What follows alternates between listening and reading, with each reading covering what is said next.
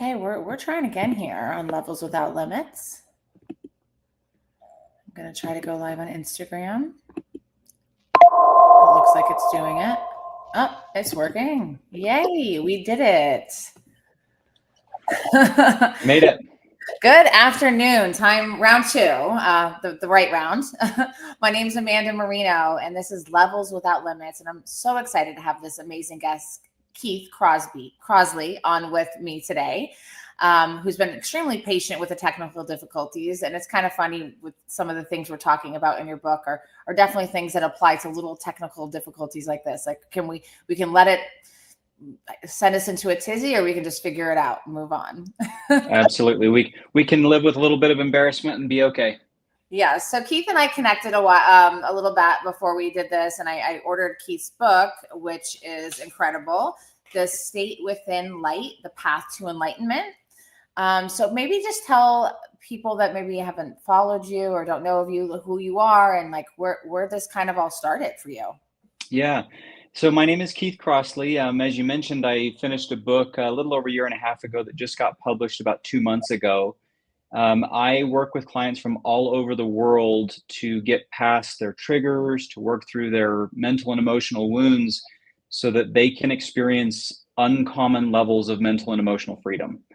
And I think so much of the suffering that we accept as an inevitable part of the human experience is really something we can transcend if we have the right principles and the right skills.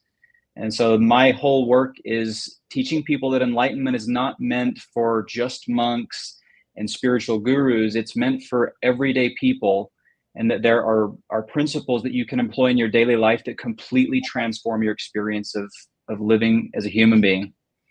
Absolutely. But and I have to ask, there had to be something that brought you to that, right? Mm-hmm. You don't just end up in a moment where we feel the calling to, share something that I feel like you must have experienced something along your journey that brought you to this. And if you're comfortable sharing a little bit about that.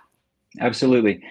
Yeah, a little over 7.5, 8 years ago, I was running 8 companies simultaneously. I had over 100 employees and had tied my entire self-identity and self-worth into success and business. And for a long time, that recipe really worked quite well. And towards the end of 2016 and 17, several of my businesses were starting to fail. And nothing I did helped. I was just watching this train go off the tracks, and I felt completely helpless to stop it. And so for an entire year, I endured what was really probably the most suffering I had ever experienced in terms of anxiety and probably some depression that I couldn't admit was there.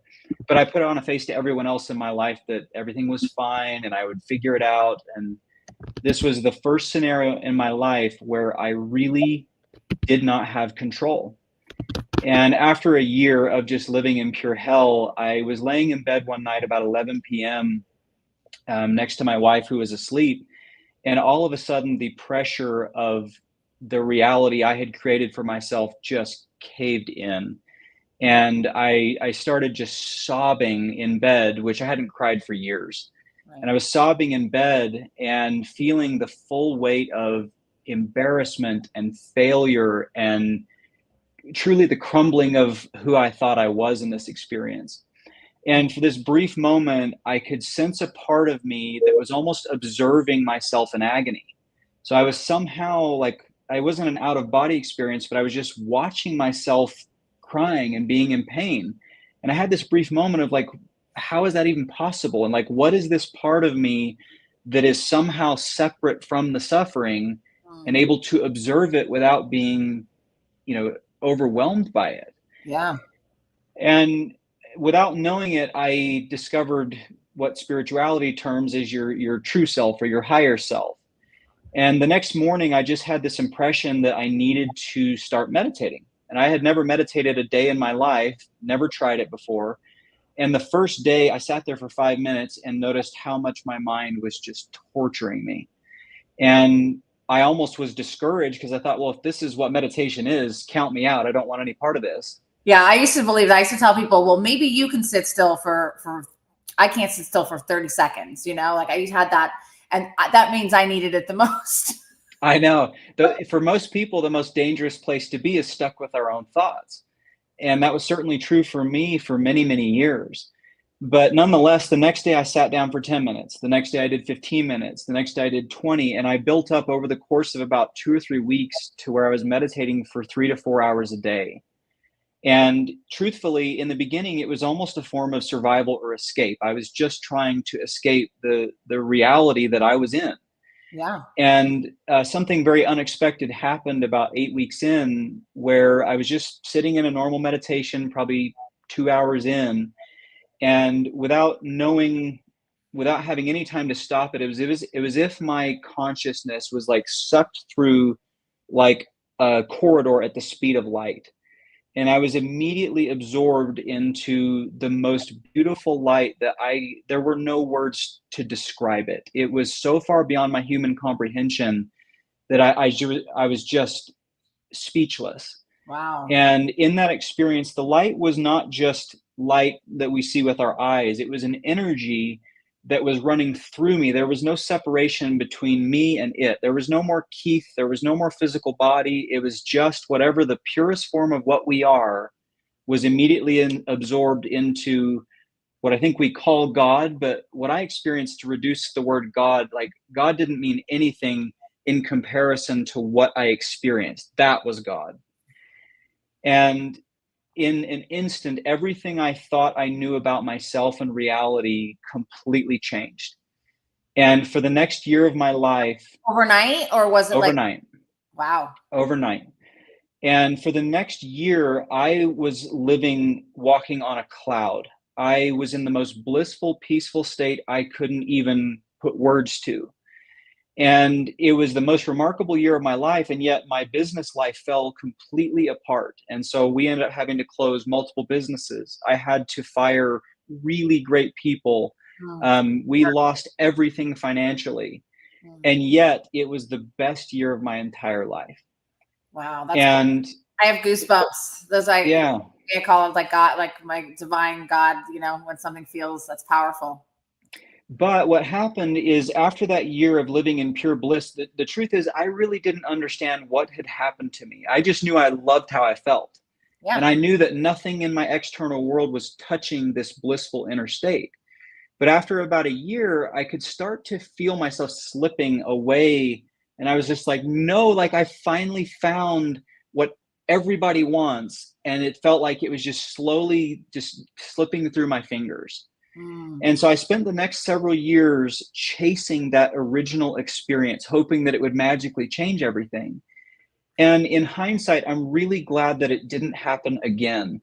And it's because it forced me to understand what were the principles and the skills that I was actually employing without knowing it during that entire year that made that possible. And ultimately, the culmination of all of those skills and principles that anyone can follow is written in my book, where I outline a clear path to enlightenment that the average person can follow. You don't have to be a monk. You don't need to meditate for 8 hours a day. There are things we all can do that truly transform our experience of reality. Awesome. I know we talked about, there's the healing process. Was something that was, a topic of yours. There's in the world, I'm kind of in many different worlds. Personally, I have a lot of versions of me, right? But I'm still me in all those places. But I have like my spiritual work, and then I have, I've had a personal trauma and recovery healing journey. And I've come from darkness to light in my own version. But what does a healing process look like for you, and like what you teach your clients in your book? I think people overcomplicate the healing process, and they often assume that it needs to take, years. And even then, you're still going to carry this lingering pain forever.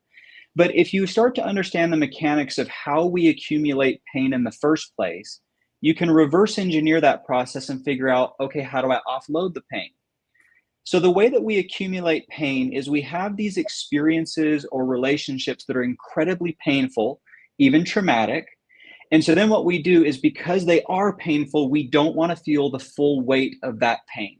Absolutely. So we suppress, we numb, we distract, we basically do anything to divert ourselves from feeling the weight of it. Yes. And then what our mind does is it attaches a story to that pain about what it means. So Yes. now we're on the mental scan because we don't ever want to feel that pain again. We then form a layer of protection, all these protection mechanisms to ensure that it never happens again. Mm-hmm. So what people don't realize is that you live a life living in fear of pain, which means you're living in protection, which sounds like it's a great place to be if you can protect yourself. No, it's But like blocking. It's like blocking all the possibilities, you know? it comes at the expense of your freedom. The freedom to truly live without protection, without needing to guard yourself, without needing to protect your self-image. And so if you think about those three steps, accumulating pain, you're suppressing it, you write a story about it, about what it means, and then you form a set of protections. So the healing process is the reverse of that. We're simply saying, this is what I should have felt the full weight of way back when, but I didn't. Yeah. So this time I'm going to willingly dive into that pain head first and not try to throttle it, not try to stop it, just allow myself to feel it fully. And in that way, the pain gets processed. So the problem with most therapy is that you're trying to solve an emotional problem at an intellectual level, Mm-hmm. when the core problem is that you weren't willing to feel pain. So if we can willingly feel the pain, now we can allow it to process through us. That's how feelings work. If we throttle them or we hold them back, they linger. If we let them flow through us, they process. I can tell you, I learned like along my journey early on, like, okay, this is the issue or the feeling or the emotion or the trauma or whatever it is. And then you do this thing and then it makes it better. Like I found solutions, right? And then I got Mhm. to a point a decade in where there were some things that had no solution. It was for me to sit with it. And that was like, whoa. I mean, that is the hardest thing to do for us as human beings, I think, to sit with the pain and sit with the things that some things don't have a lot of things don't have a solution. Maybe there's things that'll, you know, like yoga and I was boxing, I was meditating and praying, and like I was doing all these things, but I just needed to just be. You know. Just be and to feel the very thing you were most afraid to feel. And so if people are wise, the healing process should do something that's much more valuable than just the initial healing. So Mm-hmm. the initial healing will free you from the pain from your past. But what it should also teach you is that it's time to stop being afraid to feel pain. And so if I can learn to stop being afraid to feel difficult emotions, as new things happen in my life, painful experiences, I don't need the part of me that's afraid of it anymore. I will dive into it head first, feel the full weight of it in real time. And in that way, I won't accumulate more baggage in the future that I then have to heal from. So, a whole integrated human being is someone who has learned to feel the full range of human emotion without needing to do anything about it. Yeah. And that's and look at all the and in my world, right? You know, and dealing with people with mental health struggles or different addictions, process addictions, substance use, food. Like there's so many things out there in everyday life that are you know, accessible at grocery stores for people with addictions with food, for people that over exercise, for people. There's so many ways in this world for us to do the opposite of what you're saying. Like we're almost set up. It's almost set up in society for us to not feel and not be in our bodies and not process those emotions. You're so right. And think about, people think about addiction, I think, in a very wrong way. An addiction is actually a solution to a problem. And Absolutely. what I mean is there's a certain set of feelings that you are terrified to feel, and there's certain things you're terrified to look at. And so the addiction is, again, a distraction or an escape from the core thing. So it stands to reason that if I was willing to dive headfirst into the core thing and do it willingly without resistance, I no longer have a use for the same coping mechanisms like addiction. Right. Yeah. And some people they don't like, you know, and they don't know any other way, you know, trauma survivors or people that have experienced like they don't, it's not a conscious decision. And sometimes people Mhm. think addiction is like this choice, like, oh, let me go destroy my life. Like I can tell you some of the choices I made in my young years were because of the trauma I went through. And I'm able to identify that now and talk about it very openly.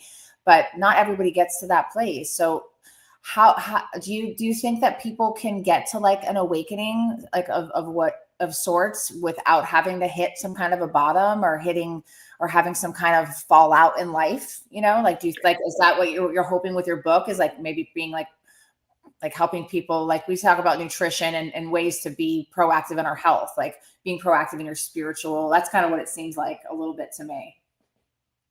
Yeah, when I coach clients, one of the things I always start with is helping them understand the mechanics, or the things that are going on structurally. So, what do I mean by that? I mean that if I can tell someone that your fundamental problem is that you are terrified to feel your feelings, and that the only way to actually heal is to face the very things that you're running from, which means you are going to feel uncomfortable. You're going to feel scared. You're going to feel, get me out of my body. If people are prepared that that's what the healing process looks like, Mhm. when they get there, the expectations have been set properly so that they recognize it as progress rather than a problem. Yes. People think, oh, the healing process is going to make me feel great. It is going to make you feel great after you have gone through everything that you need to go through. So what Absolutely. people don't realize is that people that are healed have gone to their personal hell in order to get there.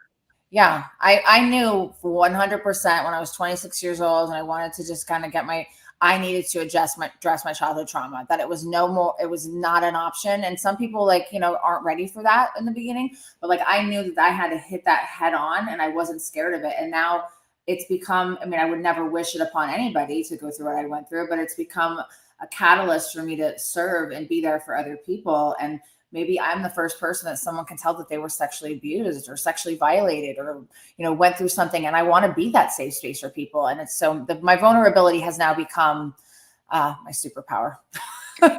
And how incredible, that's the true sign of healing, right? Is when this one thing that you couldn't even look at, you couldn't even talk about, you certainly couldn't feel. Now it's become almost like a story. It doesn't have the same emotional and mental residue that it once had. Um, And now you actually share it as part of your journey that taught you incredible things. yeah. Yeah. We have a question. There was ones we're just, Yeah. I was kind of highlighting. How does one get prepared for going out of our comfort zone and attempting to heal? I think it's very simply coming in with realistic expectations about what the healing process actually looks like. And the other thing I would say, the fear of whatever it is you need to look at is always worse than the thing you need to look at. So So true. if you think about fear, what is the real function of fear? Fear is the mind and the body's protection mode. So in other words, it's protecting you from something you are afraid of more than the fear itself. But what I always tell people is that on the other side of that level of fear, that layer of fear, you'll see something and you go, yeah, it does hurt, but it's also not catastrophic in the way that I thought it was.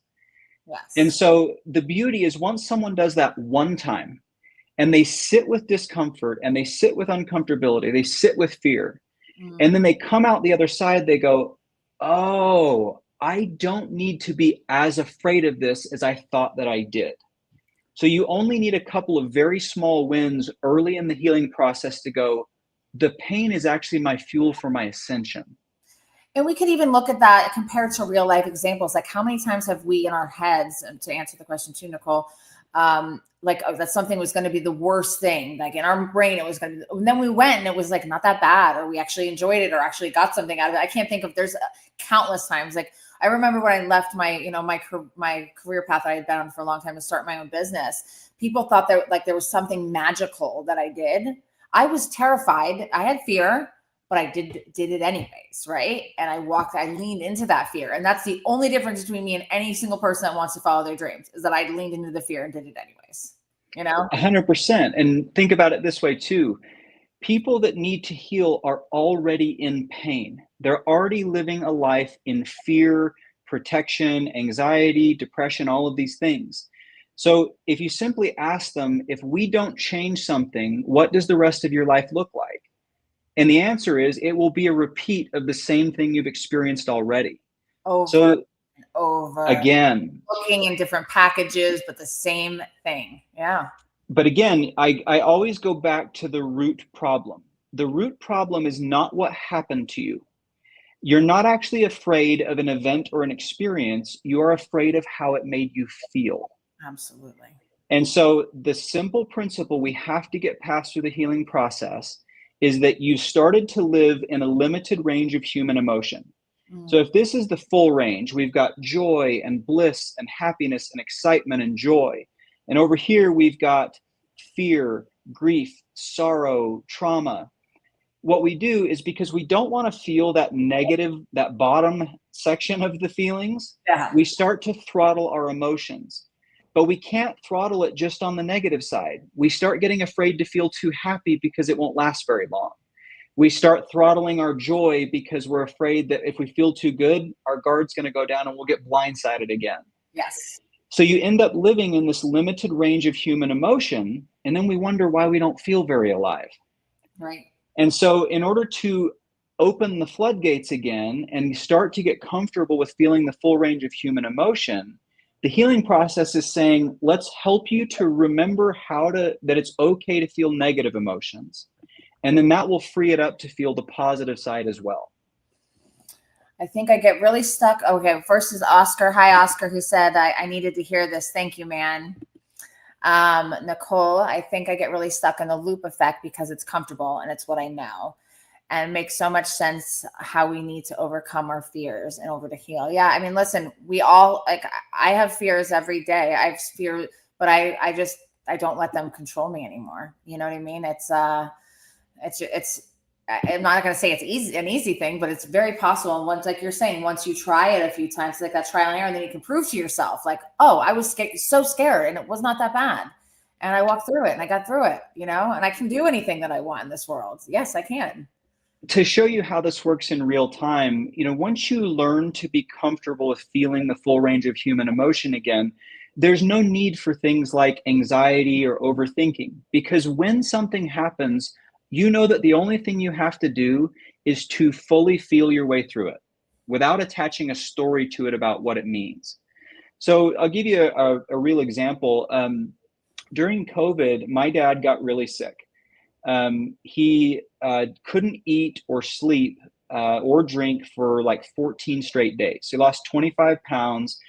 And my dad has historically been very healthy. He's a marathon runner type, eats pretty well. He's always been healthy. Yeah. And so as he's getting more and more sick during COVID, I'm on a family group thread with all of my siblings and my mom.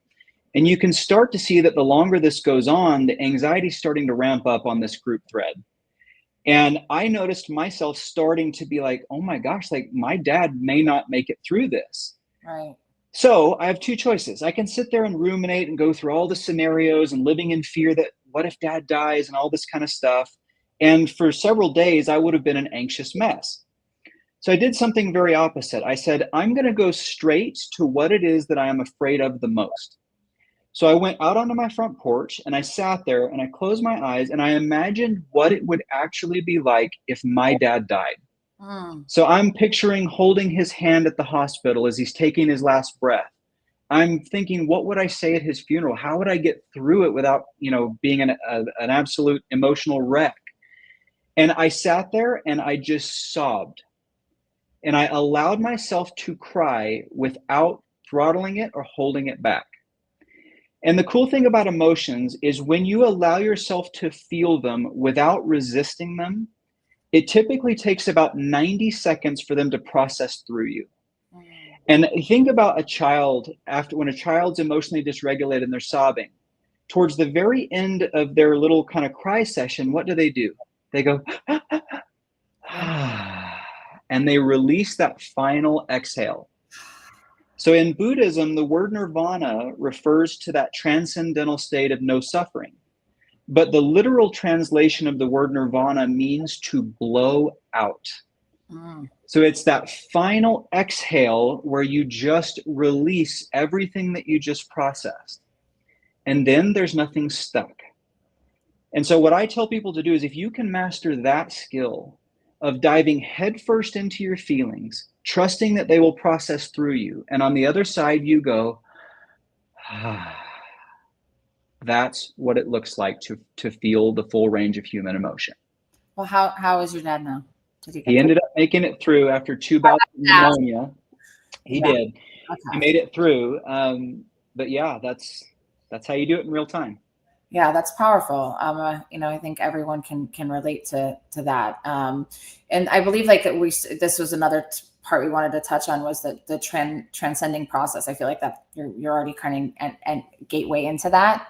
If you want to Yeah, share, these are just some like pieces of your book and your teachings. absolutely. So the Buddha defined enlightenment as the end of suffering. And when you really think about that definition, that's a pretty bold claim, especially given the level of suffering that humanity experiences and all of us as individuals experience. So the question is, how? Like, how is that even possible? Mm-hmm. So to kind of tell you where it starts, I'll share a little story that I use in the book. A few years ago, my wife and I were in Mexico on a vacation, and we decided to go parasailing. So they hook us up in these harnesses, and then they put the parachute up in the air, and then before you know it, you're several hundred feet above the water. So I'm sitting here looking out, going, oh my gosh, look at the white sandy beach. Like, this turquoise water is incredible. I'm just feeling like I am free up there. Yes. Meanwhile, my wife is sitting next to me and she's going, Keith, like, what if the knot to the parachute comes loose? Like, what if we fell? Like, would we die from this height? Are there sharks in the water? Oh. And so I am having the time of my life, but my wife cannot wait to get back on solid ground. Right. So you say, how is this possible? Because if you analyze it, we are both in the exact same objective reality. We're parasailing. Yeah. Yet our experiences of reality are completely different. Mm-hmm. And so what's happening is our mind or our ego is creating a filter. It's literally taking all of our experiences and interpreting them, saying, this is good, this is bad, I like this, I don't like that, I'm scared of this, but I'm not scared of that. And so what most people do is they spend their entire lives thinking that their suffering is caused by their situations, by the experiences they have, and by their relationships. Never actually grasping that it's the mental filter, that egoic filter, that is creating their reality. So it stands to reason that if we're truly going to transcend suffering, it's not going to come because our external world, all the puzzle pieces are in place, everything's going exactly how we want it to go, and that there's no trial or challenge in my life. Yeah, that's not real life. No. So it suggests that if we're going to transcend, it means we have transcended that egoic filter that is actually causing the suffering. And so what I teach people to do is how to get distance from the voice in their head, which is the true source of their suffering. And if we can learn how to sit in the seat of the observer, and now we have conscious choice over which thought patterns serve us, which thought patterns don't. Now we're able to intervene at the true source of suffering, which is our own ego. Amen. Amen. That is so true. I feel that on so many levels. So many things you're sharing, I've experienced in different versions of life, and I think a lot of the people that are relating and commenting, their own journeys. So one thing I just thought that was really interesting was that when we talked before, and you had said that you've only been on Instagram for 1 year, and you have a really good following in a year. Like how did you do that? Like, did you just come out and just go gangbusters and say, I'm gonna do this thing? I know it's like when you are an author these days, it's like recommended to have a social following. Like I want to do a book eventually, but what propelled you to do the book, and what propelled you to get on social media and share this message? The book, truthfully, I never really set out to write a book, but a couple of years ago, it just became very clear that was what I was meant to do. And the only way I can describe it is it was coming from a place that was beyond me. Yes. And the process of writing a book was very tedious. At the same time, it was incredibly rewarding. But when I finally got to what I'll call the end of the search, I was searching for the truth. And I thought, okay, this is it. Nope, that's not it. This is it. Nope, that's not it. And it was only when I finally realized what the truth was that I knew I needed to share it, because it was, most of the books out there come from this very woo-woo perspective about enlightenment. And there's nothing wrong with the woo-woo stuff, but for a lot of people, it's a turnoff because it's so weird or so far out there that they kind of tune out the core principles that are actually there. And so when I set out to write the book, it was really a way of taking the best of both worlds, logic, science, but also the purest form of spirituality, and showing that the two actually mold together very well. I love that. So that's how the book came about, is I wanted to share a roadmap that anyone could follow in order to transcend suffering and attain enlightenment. As for the social media, I hadn't been on social media for over 15 years. And historically, Oh, yeah, I take breaks every now and then because I need to. Sometimes I just can't, I'm like, it's hard. Yeah, if I'm starting to get like weird and negative, I'm like, I got to get off for a little while. Like, this is a break. So yeah, that's a good. So I started a year ago, and I knew that I wanted to share a lot of the things that you and I are talking about today. Yeah. And truthfully, I had no idea whether they would resonate or land. But in a year's time, we went from 0 followers to over 150,000. And then we've had over, at this point, I think 65 or 70 million views. And so there's parts of what we're talking about that people are really hungry for. Yeah, and if you can articulate some of what can feel very fuzzy to people about what the healing process actually looks like, understanding enlightenment isn't this mysterious thing that everybody makes it out to be. If you can deconstruct some of the mechanics of how all this works, people then can wrap their heads around it and go, okay, I know where I am in the process. I know where I'm trying to get to. But without that kind of a roadmap, you just kind of feel like you're wandering aimlessly until you hopefully find something that works. Yeah, no, you're like kind of humanizing a lot of things and making it really and digestible and actual action steps for people. Yeah. Which is amazing. Hold on, I got a question. How do you distinguish between moving on and simply avoiding your pain? I think that it's important that you're willing to fully feel the pain for as long as it takes. But then you also have to recognize when your ego is holding on to the pain as a protection to stop you from moving forward. So there are a lot of people who are in a perpetual state of healing. And what I often say to people is, what is the point of starting a healing journey if it doesn't have a finish line? Why in the world would you do that if it's never actually going to be over? And so you have to recognize at a certain point that your ego continuously goes back to the pain as a form of protection, which means that the final stage of the healing process is you consciously choosing that you don't want to protect yourself anymore, which means you're no longer mentally or emotionally going back to the pain anymore. Wow. Yeah. So you say, well, where does the past exist? And the answer is, it exists as a memory in the mind, and it often exists as an emotional residue in the body. But once you have felt that feeling and allowed it to process through you, that residue shouldn't be there anymore. And it means that if you keep going to it in your mind, it's you who is consciously choosing to go back into the past again and again. What does that mean? The definition of victim mentality is revisiting the scene of an emotional crime again and again. So there's a difference between being a true victim at some point, but then if you take your pain on as your self-identity, you've now shifted into victim mentality. Yeah. The ego loves to stay in victim mentality because it means you can stay stuck where you feel like you're protected, but you're actually still just in pain. Oh, absolutely. That was my whole excuse for everything. Like, hey, people that went through what I went through as a kid are messed up, and I'm lucky I'm not worse. And that was like, I literally hung on to that as like my stick in life. And so then one day I was like, I got that divine moment of, I'm like, why am I going to keep hurting myself? Because I was hurt. That makes no sense. But that's a really hard thing to come to, right? And the healing, because there's some people that have been through what I went through that are in psych hospitals for the rest of their life. So like, I'm grateful every day.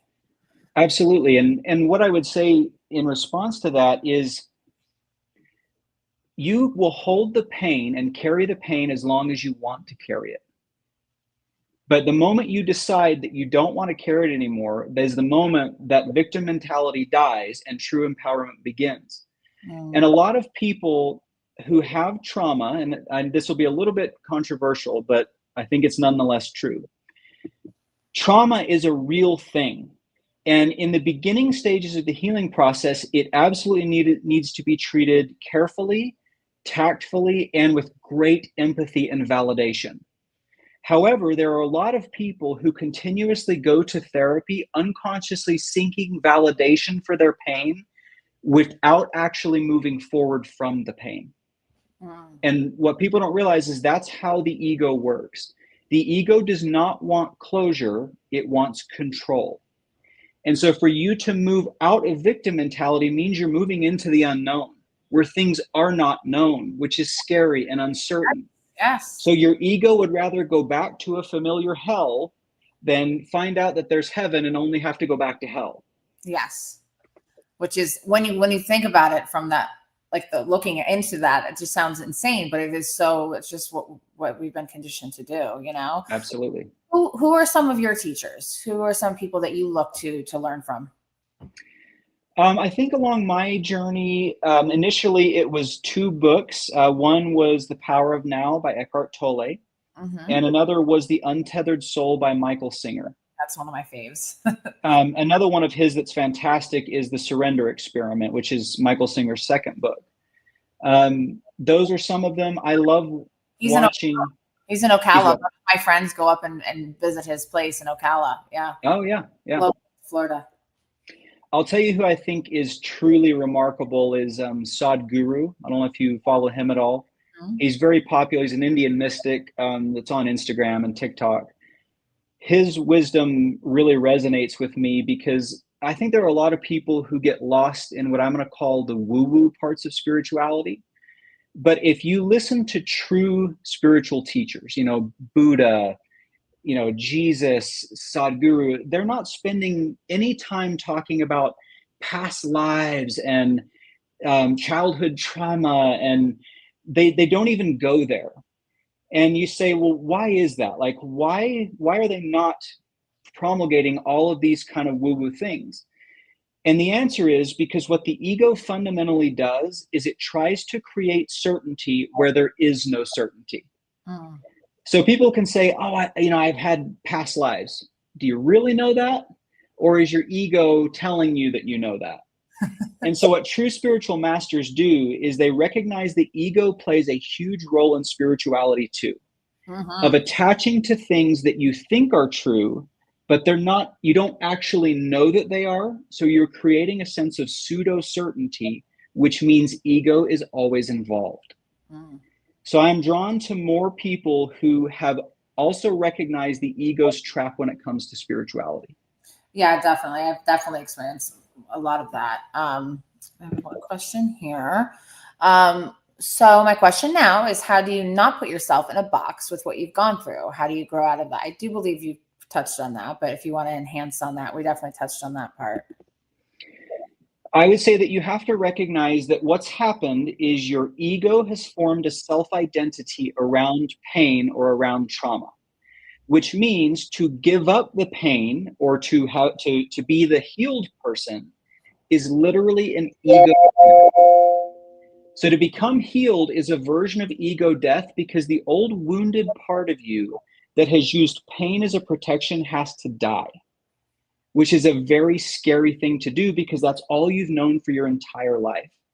So it's coming into it, recognizing that the closer you get to healing, being truly healed, which means the closer you're getting to ego death, the more scared you are going to get because it's a crumbling of your entire self-identity.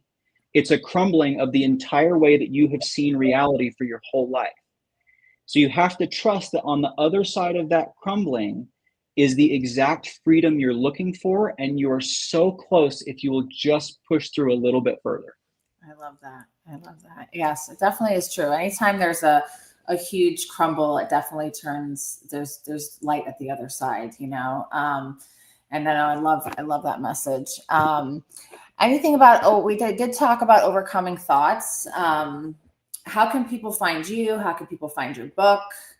I can put in after the fact, like I can copy and paste like a link to Amazon. Is that what you want me? Would you like for me to do? Yeah, it'd be great. Yeah. Yeah. Yeah. How can people find you if they want to, work with you? They want to read your book. Like, how do they get to you? So Instagram, it's Keith Allen Crossley, and it's ALAN. So Keith Allen Crossley. And on TikTok, it's Keith.Crossley1. Awesome. And so I work with people one-on-one from all over the world in coaching sessions. I also do enlightenment and healing retreats. So I just had a client fly over from the Netherlands to do a full retreat. I do the book, and then I also speak at events. Awesome. Well, we're so grateful. I mean, the LinkedIn is definitely blowing up. All kinds of people are saying hello and that they're getting such a great message. We had a lot of great questions and a lot of great comments. Let's see what talk. Deborah comes on. Hi, Pastor Deborah. She comes on a lot of my lives. Learning what the soul is and what the spirit is vital to do. Study trauma and brain, study Freud, study ancient ones who search for peace in themselves. It's so vital. Thank you, Pastor Deborah. She always has such divine insight. Beautiful.